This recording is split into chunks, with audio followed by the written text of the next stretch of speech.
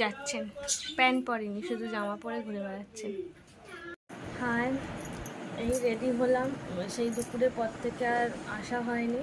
Ready হলাম কারণ ওই পাশে একটা বাচ্চার জন্মদিন আছে, তো তার মা বলে গেছে, আমার ছেলেকে বলে গেছে আমাকে, তো ওটা বাড়িতেই যাবো, তাই জন্যে। এই যে আমার ছেলে আবার চেল্লাচ্ছে, হাতে বিস্কুটের কৌটো নিয়ে আর এই সব করছে, হাতে বিস্কুটের কৌটো আর এই সব শুরু করেছে।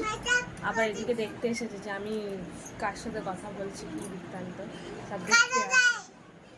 দেখুন তোকে কেমন লাগছে।